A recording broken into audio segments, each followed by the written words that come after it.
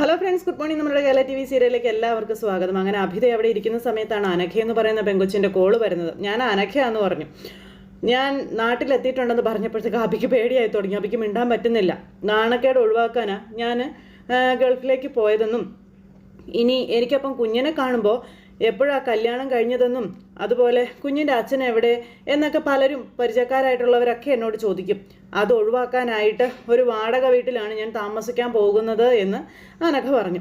അത്യാവശ്യം അടുപ്പമുള്ളവരെ മാത്രമേ ഞാൻ ഇവിടെ വന്ന വിവരങ്ങളൊക്കെ അറിയിക്കുന്നുള്ളൂ എന്ന് പറഞ്ഞു. അഭിതെന്നെങ്ങ് ഉരുകാൻ തുടങ്ങിയിട്ടോ.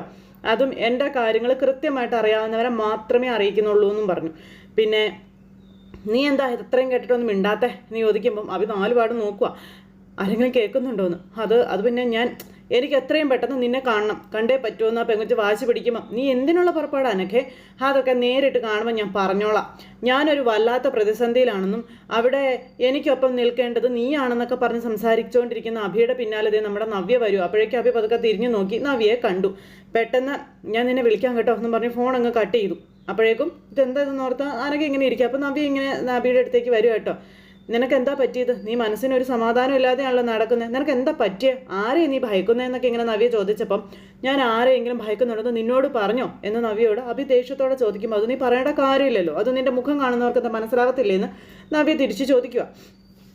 അപ്പോൾ ഇവളെ കാണും പ്രശ്നക്കാരിയായ ഒരുത്തിയാണിപ്പോൾ വന്നിരിക്കുന്നതെന്നും അതും എൻ്റെ കുഞ്ഞുമായിട്ട്. ആ സമയത്ത് ഇവളെ പിണക്കുന്നത് ശരിയല്ല എന്നിങ്ങനെ അഭി ചിന്തിക്കാം. നിന്റെ വൃത്തികെട്ട തലച്ചോറിൽ എന്താ ഇപ്പോൾ വന്ന് നിറയുന്നേ എന്ന് നവ്യ അന്നേരം ചോദിച്ചു. നീ എന്താ ആലോചിച്ച് കൂട്ടുന്നതെന്നാ ചോദിച്ചേ.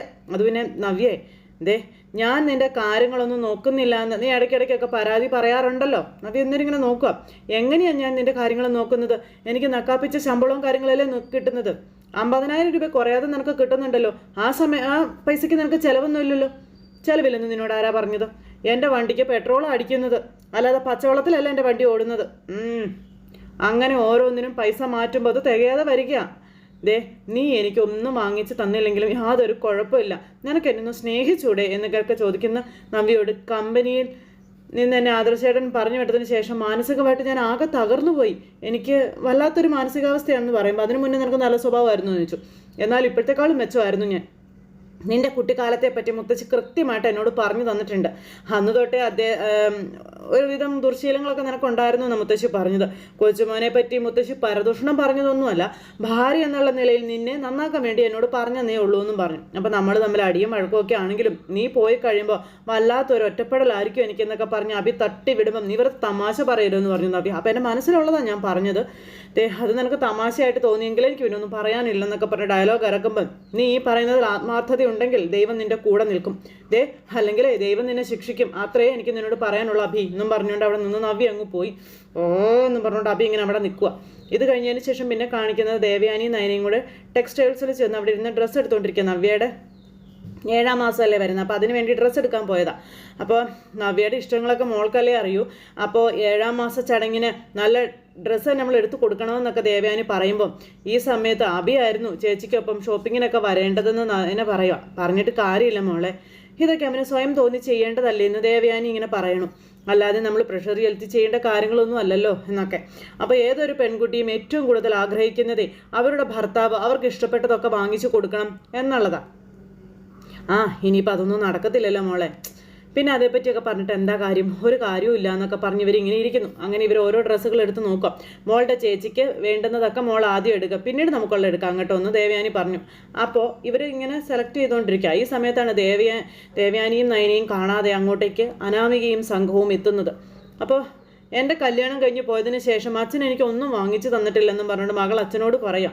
മോളുടെ കല്യാണം കഴിഞ്ഞതോടുകൂടി അച്ഛൻ്റെ നടു ഒടിഞ്ഞില്ലേ, പിന്നെ എങ്ങനെയാണ് മോളെ വാങ്ങിച്ചു തരുന്നതെന്ന് അച്ഛൻ ചോദിക്കുമ്പം അതിനുശേഷം ഞാൻ കൊണ്ടുവന്ന് കുറേ തന്നല്ലോ, പിന്നെ എന്താ വാങ്ങിച്ചു തന്നാലെന്ന് അനാമിക ചോദിക്കുമ്പോൾ അതുകൊണ്ടല്ലേ നമ്മളിപ്പോൾ വന്നേ എന്ന് അമ്മ മോളോട് പറയുന്നു.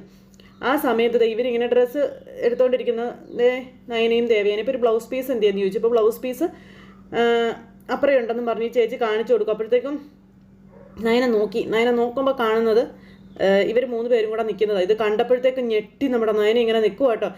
അപ്പോഴേക്കും അയ്യോ അമ്മേ ഇത് നോക്കിയേ അമ്മേ എന്നും പറഞ്ഞ് കാണിച്ചു കൊടുക്കണം. അപ്പോഴേക്കും അയ്യോ എൻ്റെ ദൈവമേ എന്നും പറഞ്ഞുകൊണ്ട് നയനയും ദേവയാനും ചാടി എഴുതുക. നമ്മളിപ്പോൾ ഇവിടെ പോകും മോളെ എന്നും പറഞ്ഞുകൊണ്ട് ഇങ്ങനെ അവർ കിടന്ന് വെപ്രാളം കൂട്ടുക. മോളിങ്ങോട്ട് വാ എന്നും പറഞ്ഞുകൊണ്ട് ഇങ്ങനെ നമ്മുടെ ദേവയാനി ഓടി ഡ്രസ്സിംഗ് റൂമിലേക്ക് ചെന്ന് കയറി. ഡ്രസ്സിംഗ് റൂമിലേക്ക് ദേവയാനി ചെന്ന് കയറി കഴിഞ്ഞപ്പോഴത്തേക്കും നമ്മുടെ അനാമിക തമ്പുരായിട്ട് തിരിഞ്ഞങ്ങ് നോക്കുമോ നയനെ കാണുമോ ഒരുമിച്ചായിരുന്നു. അപ്പോൾ നയനെ കണ്ടു കഴിഞ്ഞപ്പോഴത്തേക്കും ഇങ്ങനെ തുറച്ച് നോക്കിയിട്ട് അമ്മേ ദേ നോക്കിക്കേ ആരെ കാണരുതെന്ന് ആഗ്രഹിച്ചോ അവർ ദേ അവിടെ നിൽപ്പുണ്ട് അമ്മേ എന്നും പറഞ്ഞുകൊണ്ട് ഇങ്ങനെ അനാമിക അമ്മയോടും അച്ഛനോടും പറയാം. നയനയാണ് ഒരു കൂസലും ഇല്ലാത്ത രീതിയിൽ ഇങ്ങനെ നിൽക്കുക കേട്ടോ. അപ്പോഴേക്കും നയനയ്ക്കാണ് ടെൻഷനായി. ഒന്നും അറിയാത്തതുപോലെ ഒന്നും സംഭവിക്കാത്തതുപോലെ നയന അവിടെ നിന്ന് ഡ്രസ്സ് എടുത്തുകൊണ്ടിരിക്കുക. അപ്പോഴേക്കും എന്തേ കമ്പനിയിലെ ഡിസൈനർ ആയതുകൊണ്ടേ 10 പുത്തം കിട്ടി കാണും. അത് പൊട്ടിക്കാൻ ഇറങ്ങിയതായിരിക്കും അല്ലേ എന്ന് രേവതി എന്ന് ചോദിച്ചു. പൊട്ടിക്കുന്നത് അത്രയും സ്വന്തം വീട്ടുകാർക്ക് വേണ്ടി ആയിരിക്കും അല്ലേ എന്ന് അനാമികയും ചോദിച്ചു. എന്തെങ്കിലും ആയിക്കോട്ടെ അത് നിങ്ങൾക്കാർക്ക് നഷ്ടമൊന്നുമില്ലല്ലോ എന്ന് നയന ചോദിച്ചു. കല്യാണം കഴിഞ്ഞ പെൺകുട്ടികൾക്ക് വരുമാനം ഉണ്ടെങ്കിലേ അത് ഭർത്താവിൻ്റെ വീട്ടിലെ ആവശ്യങ്ങൾക്ക് വേണ്ടിയിട്ടാണ് ചിലവാക്കേണ്ടതെന്ന് വേണു. അപ്പോൾ എൻ്റെ ഭർത്താവ് തന്നെയാണ് എനിക്ക് ശമ്പളം തരുന്നത്. എന്നിട്ട് പ്രത്യേകം എന്നോട് പറഞ്ഞിട്ടുണ്ട് എനിക്ക് ഇഷ്ടമുള്ളതുപോലൊക്കെ ചെയ്തോളാനായിട്ട്. അങ്ങനെ പറയുന്നതേ ആദർശിൻ്റെ മാന്യതയടി. അത് കേട്ട പാതി കേൾക്കാത്ത പാതി. മാന്യതയില്ലാതെ അങ്ങ് പെരുമാറുകയൊന്നും അല്ല വേണ്ടതെന്നൊക്കെ പറയുമ്പോൾ ഞാൻ മാന്യതയില്ലാതെ പെരുമാറിയെന്ന് നിങ്ങളോടാരെങ്കിലും പറഞ്ഞോ എന്നാ നേരത്തേക്കും ചോദിച്ചു നയന. എന്തായാലും നിങ്ങളാരും ചെയ്യുന്നത് പോലെ തെറ്റായ കാര്യങ്ങളൊന്നും ഞാൻ ചെയ്യുന്നില്ലെന്ന് നയന പറയുമ്പോൾ ഞങ്ങൾ എന്താടി ചെയ്തത്, ഞങ്ങൾ എന്ത് ചെയ്തെന്ന് അടി നീ പറയുന്നതെന്ന് ചോദിച്ചു രേവതി. എന്ത് ചെയ്തെന്ന് എന്നെക്കൊണ്ട് ഒച്ചത്തിൽ പറയിപ്പിക്കണോ എന്ന് നയന ചോദിക്കുക. അപ്പോഴത്തേക്കും ദേവയാനി അകത്തു നിന്ന് ഇത് കേൾക്കുവാട്ടോ ഇവരുടെ സംസാരം. ആദ്യമേ സ്വന്തം മകളെ നന്നാക്കാൻ നോക്കുക, എന്നിട്ട് മറ്റുള്ളവരെ കുറ്റപ്പെടുത്താൻ ഇറങ്ങാൻ പറയുമ്പം ഒറ്റയ്ക്ക് വന്നുള്ളൂ അതോ കൂടെ വേറെ ആരെങ്കിലും ഉണ്ടോ എന്ന് അനാമിക. ആദർശല്ലാതെ വേറെ ആരെങ്കിലും നിന്റെ കൂടെ വന്നോ എന്നാ ചോദിച്ചതെന്ന് രേവതി പറയുമ്പോൾ അങ്ങനെ നിങ്ങളുടെ മോളുടെ കൂടെ ആരെങ്കിലും വരാറുണ്ടോ എന്ന് നയന അന്നേരം ചോദിച്ചു. മൂന്നിനും കിട്ടി. അങ്ങനെ വരുന്നത് കൊണ്ടായിരിക്കും അനിയോട് ഇവൾക്ക് സ്നേഹമില്ലാത്തതല്ലേ എന്ന് നയന ചോദിക്കുമ്പോൾ ഇത് ടെക്സ്റ്റൈൽസ് ആയിപ്പോയി, അല്ലെങ്കിൽ ഇതിന് മറുപടി ഞാൻ പറഞ്ഞേനേന്ന് അനാമിക. അപ്പം നീ എന്ത് മറുപടി പറഞ്ഞാലും അതിന് തിരിച്ചു പറയാൻ എനിക്ക് നന്നായിട്ട് അറിയാമെന്ന് നയനെ അങ്ങ് പറഞ്ഞു. അതുകൊണ്ടേ കൂടുതൽ സംസാരിക്കാതെ അച്ഛനെയും അമ്മയും വിളിച്ച് പോയി പൊടി എന്ന് പറഞ്ഞു. എടി നീ കൂടുതൽ കിടന്ന് തിളക്കണ്ടെന്ന നേരം രേവതി. ഇതൊക്കെ അനാമിക ദേവയാനി കേൾക്കുന്നുണ്ട്. അനിയത്തിയെ അനന്തപുരി തറവാട്ടിലേക്ക് കയറ്റിവിടാൻ നോക്കിയിട്ട് അത് നടന്നില്ലല്ലോ. അതിൻ്റെ ദേഷ്യ നീയും നിന്റെ ചേച്ചിയും ഞങ്ങളോട് പ്രകടിപ്പിച്ചുകൊണ്ടിരിക്കുന്നതെന്ന് രേവതി പറയുമ്പം അങ്ങനെ എൻ്റെ അനിയത്തിയെ അനന്തപുരിയിലേക്ക് കൊണ്ടുവരാനായിരുന്നെങ്കിൽ ഞങ്ങൾക്കത് നിഷ്പ്രയാസം സാധിക്കുമായിരുന്നു എന്ന് നയനെ അന്നേരം ഇവരോട് പറഞ്ഞു. എന്ന് പറഞ്ഞ് നിൽക്കും അനാമിക. അത് പലതവണ ഞങ്ങൾ പറഞ്ഞിട്ടുള്ളതാ. പിന്നെ അനിയെ സ്നേഹിച്ച ഇവൾക്ക് തന്നെയാണ് നല്ലത്. അപ്പം എങ്ങനെയാ സ്നേഹിക്കുന്നത്?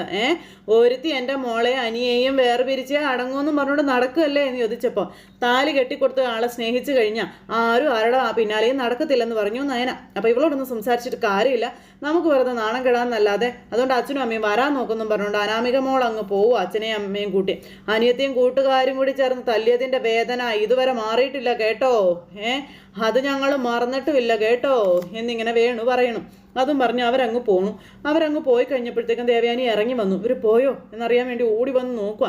അപ്പോൾ അവരെന്തൊക്കെയാണ് മോളെ പറഞ്ഞത് എന്നിങ്ങനെ ദേവയാനി ചോദിച്ചപ്പം നാണം കെട്ട രീതിയിലാണ് അവരൊന്ന് സംസാരിക്കുന്നത്. പിന്നെ പറഞ്ഞിട്ടൊന്നും കാര്യമില്ല എന്ന് നയന പറയുമ്പോൾ അനിയുടെ കാര്യം ഓർത്തിട്ട് മോളൊന്നും പറയരുത് കേട്ടോ, അതുകൊണ്ടാണ് അമ്മേ ഞാനൊന്നും പറയാതിരിക്കുന്നതെന്ന് നയന പറയുവാണ്. പലതും പറയണമെന്നുണ്ട് എനിക്ക് അമ്മയോട്, അതൊക്കെ ഞാൻ മനസ്സിൽ വെച്ചുകൊണ്ട് നടക്കുക അമ്മയെന്ന് പറയുമ്പോൾ എന്താ മോളെ എന്ന് ചോദിച്ചു ദേവയാനി. ഇനിയൊന്നും അമ്മ എന്നോട് ചോദിക്കണ്ട, അനിയും അനാമികയും ഒന്നിച്ചു പോകണമെന്ന് മറ്റാരേക്കാളും ആഗ്രഹിക്കുന്നത് അമ്മയല്ലേ എന്ന് ചോദിച്ചു. അതുകൊണ്ട് തന്നെ കേൾക്കാൻ പാടില്ലാത്ത കാര്യങ്ങൾ കേൾക്കാതിരിക്കുന്നത് തന്നെയാണ് നല്ലതെന്നും പറഞ്ഞുകൊണ്ട് നയനി അവിടെ നിന്ന് പോയി. എന്നാലും മോളെന്തായിരിക്കും അങ്ങനെ പറഞ്ഞതെന്ന് ഓർത്ത് അവിടെ ദേവേനെ നിൽക്കുക. അത് കഴിഞ്ഞ് പിന്നെ ഒരുങ്ങിക്കൊണ്ടിരിക്കുന്ന നവ്യയുടെ അടുത്തേക്ക് നയന ചെന്നു. ഇത് നോക്കിക്കേ ഇതെന്താ മോളേന്ന് ചോദിച്ചു. ചേച്ചിയുടെ 7ാം മാസമല്ലേ വരുന്നത്, അതുകൊണ്ട് ചേച്ചിക്ക് 2 സാരി വാങ്ങിയെന്നും പറഞ്ഞത് കാണിച്ചു കൊടുത്തപ്പോഴത്തേക്കും നവിക്ക് അത് ഒരുപാട് ഇഷ്ടമായി. ഹായ് എന്നൊക്കെ പറഞ്ഞുകൊണ്ട് ഇങ്ങനെ എടുത്ത് ഇങ്ങനെ നോക്കുക കേട്ടോ, നല്ല ഭംഗിയുണ്ടല്ലേ എന്നൊക്കെ ചോദിച്ചു. അപ്പോൾ അതെ ഇന്ന് എനിക്ക് ആദ്യത്തെ ശമ്പളം കിട്ടിയ ദിവസമാണ്, അതിന് എല്ലാവർക്കും ഡ്രസ്സ് വാങ്ങിയെന്നും പറഞ്ഞുകൊണ്ട് നയന പറയുമ്പം ഓ അപ്പോൾ സാലറി കിട്ടിയല്ലേ എന്ന് ചോദിച്ചു നവ്യ. കിട്ടി. അതുമായിട്ട് അനി നമ്മുടെ വീട്ടിൽ പോയിരുന്നു. അച്ഛനും അമ്മയ്ക്കും ആദ്യ ശമ്പളം കൊടുക്കണമെന്ന് ആദർശേട്ടൻ എന്നോട് പറഞ്ഞിരുന്നു. പക്ഷെ 2 പേരും വാങ്ങിയില്ല, 1000 രൂപ മാത്രമേ വാങ്ങിയുള്ളൂ എന്നിങ്ങനെ പറയുമ്പോൾ നിന്റെ ശമ്പളം പിന്നെ അച്ഛനും അമ്മയും എടുക്കുമോ മോളെ എന്ന് ചോദിച്ചോട്ടെ നയന. അങ്ങനെ മക്കളെ കൊണ്ട് ജീവിക്കണം എന്നാഗ്രഹിക്കുന്ന ആൾക്കാരല്ലല്ലോ നമ്മുടെ അച്ഛനും അമ്മയും എന്നൊക്കെ പറഞ്ഞ് ഇവരിങ്ങനെ പറഞ്ഞുകൊണ്ട് നിൽക്കുമ്പോൾ നവ്യക്കാണെങ്കിൽ ഭയങ്കര ഒരു സങ്കടവും വിഷമവും ഒക്കെ. എന്തായാലും നീ ഭാഗ്യമുള്ളവളാ എല്ലാ അർത്ഥത്തിലും, അത് ഒട്ടും ഇല്ലാണ്ടായിപ്പോയത് എനിക്കാണെന്ന് നവ്യ അന്നേരം പറഞ്ഞു. അതെന്താ ചേച്ചി അങ്ങനെ പറഞ്ഞേ? അപ്പം എന്താണെന്ന് നിനക്കറിയില്ലേ മോളെ, ഇതെൻ്റെ 7ാം മാസമാണെന്നും ആ സമയത്ത് ഒരു സാരി എടുത്തു തരാൻ നിനക്ക് തോന്നിയില്ലേ? എന്നാൽ എടുത്തു തരേണ്ടവൻ അത് ശ്രദ്ധിക്കുന്നുണ്ടോ? അവനത് ശ്രദ്ധിക്കില്ല. എൻ്റെ 7ാം മാസമാണെന്ന് പോലും അറിയാതെ അവൻ കിടന്ന് ചുറ്റി തിരിഞ്ഞുകൊണ്ടിരിക്കുകയാണെന്നൊക്കെ പറഞ്ഞു. നമ്മുടെ വീട്ടിൽ 4-5 മാസം പോയി നിൽക്കുന്നതിലൊക്കെ സന്തോഷമൊക്കെ ഉണ്ട് എനിക്ക്, അതോടൊപ്പം ദുഃഖവും ഉണ്ടെന്ന് പറഞ്ഞു. എൻ്റെ വേദന മറ്റൊന്നും കൊണ്ടല്ല മോളെ. ഞാൻ 4-5 മാസം മാറി നിന്ന് കഴിഞ്ഞാലേ അഭി എന്നെ പൂർണ്ണമായിട്ടും മറക്കുമോ എന്ന് എൻ്റെ പേടി എന്നൊക്കെ നവ്യ പറയുമ്പം, എന്തിനാ ചേച്ചി അങ്ങനെയൊക്കെ ചിന്തിക്കുന്നത്? അപ്പം അങ്ങനെയൊക്കെ ഞാൻ ചിന്തിച്ചേ പറ്റുള്ളൂ മോളെ, ഇല്ലെങ്കിൽ ശരിയാവില്ല. എന്നെ ഒഴിവാക്കിയിട്ട് വലിയ സ്ത്രീധനം വാങ്ങി ഏതെങ്കിലും പെൺകുട്ടിയെ കൊണ്ട് അഭിയെ കല്യാണം കഴിപ്പിക്കണം എന്നാ അവൻ്റെ അമ്മ ചിന്തിക്കുന്നതെന്നൊക്കെ പറഞ്ഞു. അതുകൊണ്ട് കുഞ്ഞുമായിട്ട് മടങ്ങി വരുമ്പോൾ അഭിയുടെ അവസ്ഥ എന്താകുമെന്നൊന്നും പറയാൻ പറ്റില്ല എന്നൊക്കെ നവ്യ ഇങ്ങനെ പേടിയോടെ പറയുമ്പോൾ, ഞങ്ങളൊക്കെ ഇവിടെ ഇല്ലേ ചേച്ചി, അങ്ങനെയുള്ളപ്പോൾ അവന് തന്നിഷ്ടത്തിനൊക്കെ നടക്കാൻ പറ്റുമോ എന്നൊക്കെ ചോദിക്കുന്നുണ്ട്. ഇവിടെയുള്ളവരുടെ നാവടപ്പിക്കാൻ വേണ്ടി ഓരോരോ സംസാരങ്ങളൊക്കെ ഉണ്ടാകുമ്പോൾ കൊടുക്കേണ്ട മറുപടി എല്ലാവർക്കും കൊടുക്കുന്നുണ്ടെങ്കിലും എൻ്റെ മനസ്സിൽ ഒരു തീയുണ്ട് മോളെ. അതുപോലെ തന്നെ നല്ല നിരാശയുണ്ട് എനിക്കെന്തൊക്കെ പറഞ്ഞുകൊണ്ട് നവ്യ ഇങ്ങനെ നയനയോട് തൻ്റെ സങ്കടങ്ങൾ പറയുന്നു. എൻ്റെ വയറ്റിലൊരു കുഞ്ഞുണ്ടായിട്ട് 7 മാസമായി, ഇതുവരെ അവൻ എന്നെ ഒന്ന് ആത്മാർത്ഥമായിട്ട് സ്നേഹിച്ചിട്ടില്ലെന്നും നാളെ എൻ്റെ കുഞ്ഞ് ജനിച്ചാലും ഇതൊക്കെ തന്നെയായിരിക്കും അവസ്ഥയെന്നൊക്കെ പറഞ്ഞുകൊണ്ട് നവ്യ ഇങ്ങനെ സങ്കടപ്പെടുക. അച്ഛൻ്റെ സ്നേഹം കിട്ടാതെ ആയിരിക്കും ആ കുഞ്ഞ് വളരുന്നത്. അപ്പോൾ അതിനൊക്കെ മാറ്റം വരും ചേച്ചി ധൈര്യമായിട്ടിരിക്കാനൊക്കെ ഇങ്ങനെ നേരെ നയന പറഞ്ഞു കൊടുക്കുന്നുണ്ട്. പിന്നെ ഈ സാരി എടുത്ത് നോക്കിയിട്ട് അഭിപ്രായം പറയണം കേട്ടോ എന്ന് നവ്യ പറയുമ്പം, ചടങ്ങിന് ഞാൻ ഇതാ ഉടുക്കാൻ പോകുന്നതെന്ന് പറഞ്ഞു. അതിനു വേണ്ടി തന്നെയാണ് ഞാനിത് വാങ്ങിച്ചതും. അപ്പോൾ നിനക്കിപ്പോൾ സന്തോഷം ഒരുപാടുണ്ടല്ലോ മോളെ, നിൻ്റെ അമ്മായിമ്മ നിന്നെ വേർത്തിട്ടും നീ ഹാപ്പി ആണല്ലോ എന്ന് നവ്യ പറയുമ്പോൾ, അതിനൊരു കാരണമുണ്ട് ചേച്ചി, അത് ഞാൻ പിന്നെ പറയാം കേട്ടോ എന്നും പറഞ്ഞുകൊണ്ട് നമ്മുടെ നയന അങ്ങോട്ടേക്ക് പോയി. നവ്യ അന്നേരം ഇങ്ങനെ സാരിയൊക്കെ നോക്കി അവിടെ ഇരിക്കുക. പിന്നെ കുറച്ച് കഴിയുമ്പോൾ മനസ്സിന് വിഷമമായിട്ടിരിക്കുന്നു. ഇത് കഴിഞ്ഞ് പിന്നെ കാണിക്കുന്നത് ജലജയാണ്. ജലജ ഇങ്ങനെ ഒരുങ്ങിക്കെട്ടി നിൽക്കുമ്പോഴാണ് അങ്ങോട്ടേക്ക് നമ്മുടെ നവ്യ കയറി വരുന്നത്. പുതിയ സാരിയൊക്കെ മേടിച്ചു കൊടുത്ത് നിങ്ങൾ അണിഞ്ഞ് ഒരുങ്ങുവാണെന്നും ചോദിച്ചു. അപ്പോൾ എനിക്കൊരു സാരി മേടിച്ച് തന്നോ എന്നൊക്കെ ചോദിച്ചോണ്ടാണ് നവ്യ ചെല്ലുന്നത്. നിനക്കിനി എന്തിനാ സാരി, നിനക്കൊരു ടെക്സ്റ്റൈൽ തുടങ്ങാനുള്ള സാരി ഉണ്ടല്ലോ, പിന്നെ എന്തിനാ വീണ്ടും എടുക്കുന്നതെന്ന് ജലജ ചോദിക്കുമ്പം, ഇപ്പോഴേ എൻ്റെ കാര്യങ്ങളൊക്കെ നോക്കുന്നത് നയനയും ആദർശേട്ടനുമാണെന്നും പിന്നെ അവരെനിക്ക് 2 സാരിയാണ് വാങ്ങിച്ച് തന്നതെന്നും നവ്യ ഇങ്ങനെ പറഞ്ഞപ്പം, എന്നിട്ടാണോ നീ ഇങ്ങനെ പരാതി പറയുന്നേ എന്ന് ജലജ. എടി, മൂർത്തീസ് ജ്വല്ലറിയിലെ ഒരു സാധാരണ ജോലിക്കാരനാണ് നിന്റെ ഭർത്താവ്. അതുപോലെയാണോ ഡി ആദർശം? അവനാണ് അതിൻ്റെ MD. അതുകൊണ്ട് അവൻ എന്ത് വേണമെങ്കിലും വാങ്ങിച്ചു തരാം. അവൻ എന്തൊക്കെയോ ടെൻഷനുമായിട്ട് ഇങ്ങനെ കറങ്ങി നടക്കുക. ഇനി ഏത് പെണ്ണിൻ്റെ പിന്നാലെയാണെന്ന് അറിയില്ല എന്ന് നേരത്തേക്കും നവ്യ പറഞ്ഞു. ഇടയ്ക്ക് എന്നോട് വലിയ സ്നേഹമൊക്കെ കാണിച്ചു, അതൊക്കെ വെറും അഭിനയമാണെന്നൊക്കെ എനിക്കറിയാം. അപ്പോൾ നിന്റെ ഭർത്താവ് നിന്നെ മറന്നിട്ട് വേറൊരു പെണ്ണിൻ്റെ പിന്നാലെ പോകുന്നുണ്ടെങ്കിലേ അത് നിന്റെ മാത്രം കഴിവുകേടാടി. അല്ലാതെ നിങ്ങളുടെ മോൻ്റെ സ്വഭാവദൂഷ്യമല്ലല്ലേ എന്ന നേരം നവ്യ തിരിച്ചും ചോദിച്ചു. നിന്നെ കല്യാണം കഴിക്കുന്നത് വരെ അവൻ നല്ലൊരു പയ്യനായിരുന്നെന്ന് ജലജ പറയുമ്പോൾ അറിയാം അവൻ്റെ നന്മയെപ്പറ്റിയൊക്കെ. സ്വന്തം മുത്തശ്ശൻ പോലും തള്ളിക്കളഞ്ഞ കൊച്ചുമോനല്ലേ അവൻ. അല്ല, ഈ തറവാട്ടിലെ സന്തതി അല്ലല്ലോ, അതിൻ്റെ എല്ലാ കുഴപ്പങ്ങളും അവനുണ്ടെന്ന് നവ്യ പറയുമ്പം, പിന്നെ അവൻ ഏത് തറവാട്ടിലെ സന്തതിയാടി എന്ന് ജലജ ചോദിച്ചു. കൂടുതലൊന്നും എന്നെ കൊണ്ട് പറയിപ്പിക്കല്ലേ, നിങ്ങൾക്ക് നിങ്ങളുടെ മോനും ഈ തറവാടുമായിട്ട് യാതൊരു ബന്ധമില്ലെന്ന് എനിക്കറിയാമെന്നും മൂർത്തി മുത്തശ്ശനും മുത്തശ്ശിയും നല്ലവരായതുകൊണ്ടേ അമ്മയും മോനും ഈ വീട്ടിലെ അംഗങ്ങളായതാ, അല്ലെങ്കിൽ കാണായിരുന്നു. ഇനിയുള്ള ഒരു 4-5 മാസമാണ് മനുഷ്യന് മനസമാധാനം കിട്ടുന്നത്. ഈ മാസം നീ അങ്ങ് പോകുമല്ലോ എന്ന് ജലജ പറയുമ്പം, ഞാൻ പോയാലും ആര് പോയാലും ശരി നിങ്ങളെപ്പോലൊരു സ്ത്രീക്ക് ഒരിക്കലും മനസമാധാനം കിട്ടത്തില്ല. അത് കിട്ടണമെങ്കിലേ മനസ്സ് നന്നായിരിക്കണമെന്നൊക്കെ പറഞ്ഞ് നവ്യ ഈ ജലജയെ ചൊടിപ്പിച്ചിട്ട് അവിടെ നിന്ന് അങ്ങ് പോയി. ഭയങ്കര കലിപ്പിൽ ഇങ്ങനെ നിൽക്കുക ആശാത്തി. ഇത് കഴിഞ്ഞിട്ടാണെങ്കിലോ ദേവയാനി ആ സാരിയൊക്കെ എടുത്ത് ഇങ്ങനെ നോക്കിക്കൊണ്ട് ഇങ്ങനെ ഇരിക്കുക. അവർ മേടിച്ചത്. അപ്പോൾ ഈ സാരി ഇങ്ങനെ എടുത്ത് നോക്കിക്കൊണ്ടിരിക്കുമ്പോഴാണ് നയനെ അങ്ങോട്ടേക്ക് വരുന്നത്. അമ്മ സാരി ഇതുവരെ വെച്ചില്ലേന്ന് ചോദിച്ചു. ഇനി എല്ലാ വിശേഷ ദിവസവും മോള് തന്നെ എനിക്ക് ഡ്രസ്സ് സെലക്ട് ചെയ്ത് തന്നാൽ മതി കേട്ടോ എന്ന് പറഞ്ഞു. അമ്മ എനിക്ക് എടുത്ത് തന്ന ഡ്രസ്സ് നന്നായിട്ടുണ്ടെന്ന് നയനെ അന്നേരം ദേവയാനിയോട് പറയണം. അങ്ങനെ നിൽക്കുമ്പം നവിക്ക് സാരി ഇഷ്ടപ്പെട്ട മോളെ? ഇഷ്ടപ്പെട്ടു. ഞാനും ആദർശേട്ടനും കൂടി പോയി വാങ്ങിയെന്നാ ചേച്ചി ധരിച്ചിരിക്കുന്നത്. അപ്പോൾ ആ ഒരു ധാരണ അത് അങ്ങനെ തന്നെ ഇരിക്കട്ടെ, മോളായിട്ട് ഇനി തിരുത്താനൊന്നും പോവണ്ടെന്ന് പറഞ്ഞു കൊടുക്കും അമ്മായിമ്മമാർ മോൾക്ക്. നവ്യേച്ചിക്ക് നല്ല സങ്കടമുണ്ട് അമ്മ. അഭിയും അഭിയുടെ അമ്മയും 7ാം മാസമായിട്ട് പോലും ഒന്നും വാങ്ങിച്ചു കൊടുക്കാത്തതിൽ. അത് പിന്നെ മോളെ, ഏത് പെൺകുട്ടികൾക്കായാലും വിഷമം ഉണ്ടാകത്തില്ല മോളെ, സഹിക്കാൻ പറ്റുമോ? നമ്മളൊക്കെ എന്ത് വാങ്ങിച്ചു കൊടുത്തെന്നൊക്കെ പറഞ്ഞാലും അത് സ്വന്തം ഭർത്താവ് വാങ്ങിച്ചു കൊടുക്കുന്നത് പോലെ ആവുമോ മോളെ എന്നൊക്കെ ചോദിക്കുന്നുണ്ട് കേട്ടോ. ജലജയാണെങ്കിലോ ഒന്നും വാങ്ങിച്ചു കൊടുത്തില്ലെങ്കിലും കുഴപ്പമില്ലായിരുന്നു, പക്ഷേ കാര്യങ്ങളൊക്കെ കണ്ടറിഞ്ഞ് ചെയ്യേണ്ടതല്ലേ എന്ന് ചോദിച്ചു. പറഞ്ഞിട്ടൊന്നും ഒരു കാര്യമില്ല മോളെ, അവൻ അനന്തപുര തറവാട്ടിലെ ബ്ലഡൊന്നും അല്ലല്ലോ. അതിൻ്റേതായ എല്ലാ പ്രശ്നങ്ങളും അവനുണ്ട് എന്നൊക്കെ ഇങ്ങനെ പറയുമ്പം അതമ്മ പറഞ്ഞത് ശരിയാ. ഞങ്ങൾ വന്ന് കയറിയതിന് ശേഷം ഈ വീടിനകത്ത് ഏറ്റവും കൂടുതൽ കുഴപ്പങ്ങൾ ഉണ്ടാക്കിയത് അഭിയും അഭിയുടെ അമ്മയും കൂടി ചേർന്നിട്ടാണെന്നും അത് ഞങ്ങൾക്ക് അറിയാമെന്നും നയന ഇങ്ങനെ പറഞ്ഞു കേട്ടോ. അപ്പം നിങ്ങൾ രണ്ടുപേരും വന്നപ്പോൾ എൻ്റെ ദേഷ്യം അത് നിങ്ങളോടായി, അതുകൊണ്ടാണ് എനിക്ക് അവളുമായിട്ട് ചേർന്ന് നിൽക്കേണ്ടി വന്നതെന്നൊക്കെ ഇങ്ങനെ ദേവയാനി നയനോട് പറയുകയും ചെയ്തു. അതിനു മുൻപ് അമ്മയും മോനെയും ഞാൻ അടുപ്പിച്ചിരുന്നില്ല. ജലജയൊക്കെ എൻ്റെ മുന്നിൽ മുട്ടു വിറച്ച് തന്നെയായിരുന്നു നിന്നിരുന്നതെന്നൊക്കെയുള്ള കാര്യങ്ങൾ ഇങ്ങനെ പറയണു. പിന്നെ നിങ്ങൾ വന്നു കഴിഞ്ഞപ്പോൾ നിങ്ങളോട് അവർക്ക് വെറുപ്പുള്ളത് കൊണ്ട് ഞാൻ ജലജയോട് കുറച്ച് സിമ്പതി കാണിച്ചിട്ടുണ്ടെന്നുള്ളത് സത്യമായ കാര്യമാണെന്ന് പറയുമ്പോൾ അമ്മേ, അനാമികയും അനിയും തമ്മിലുള്ള പിണക്കങ്ങൾ മാറ്റണമെന്ന് അമ്മ എപ്പോഴും പറയാറുണ്ട്. അതുപോലെ തന്നെ അഭിയുടെ സ്വഭാവം മാറ്റിയെടുക്കണം അമ്മേ എന്ന് നയന ദേവയാനിയോട് പറഞ്ഞു. ഇതിപ്പോൾ 7ാം മാസത്തിന് ചേച്ചി പോവുക. അത് കഴിഞ്ഞ് പിന്നെ ഒരു കുഞ്ഞായിട്ടാണ് ചേച്ചി ഇങ്ങോട്ടേക്ക് വരാൻ പോകുന്നത്. ആ ഒരു സമയത്തെങ്കിലും അഭി അമ്മയെയും കുഞ്ഞിനെയും സ്നേഹിക്കേണ്ടേ അമ്മയെന്ന് ചോദിച്ചു. അനിയുടെ കാര്യത്തിൽ എനിക്ക് ഗ്യാരണ്ടി ഉണ്ട് മോളെ, പക്ഷേ അഭിയുടെ കാര്യത്തിൽ എനിക്കത് തീരെയില്ല, പറയാൻ പറ്റില്ല എന്ന് പറഞ്ഞു. അവൻ ഒരിക്കലും നന്നാവില്ല. ഭയം കൊണ്ട് അവൻ പലതും അനുസരിക്കുമെങ്കിലും അവൻ്റെ മനസ്സിനുള്ളിൽ ഒരു നന്മയില്ല എന്നൊക്കെ പറഞ്ഞ് ദേവയാനി അവനെ പറ്റി അപ്പം നേരത്തെ അവനെക്കൊണ്ട് ഇത്രയും കുഴപ്പമൊന്നുമില്ലായിരുന്നു, പക്ഷെ ജലജയുടെ സ്വഭാവം കൊണ്ട് അവൻ ഇത്രയും മോശമായി പോയതെന്നൊക്കെ ഇങ്ങനെ ദേവയാനി പറഞ്ഞു.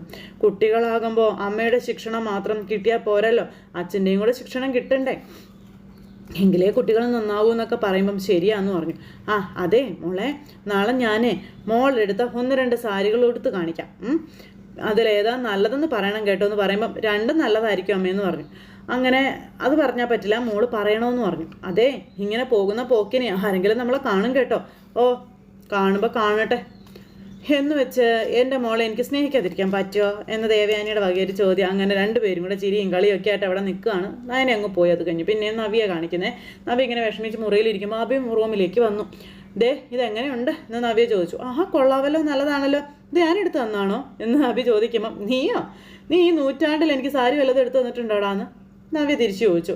എനിക്ക് എത്ര സാരി ഉണ്ട്, അതെങ്ങനെ കിട്ടി, അതൊന്നും നിനക്കറിയുന്ന കാര്യങ്ങളല്ലല്ലോ എന്ന് പറയുമ്പം 7ാം മാസമായിട്ട് നിനക്ക് ആരെങ്കിലും ഗിഫ്റ്റ് തന്നതാണോ ഇതെനിക്ക് എൻ്റെ അനിയത്തി എടുത്ത് തന്നതാടാന്നും പറഞ്ഞുകൊണ്ട് അന്നേരം പറഞ്ഞു കേട്ടോ ഈ നമ്മുടെ നവ്യ. ശരിക്കും പറഞ്ഞാൽ എൻ്റെ കാര്യങ്ങൾ ഇപ്പം നോക്കുന്നത് അവരാ.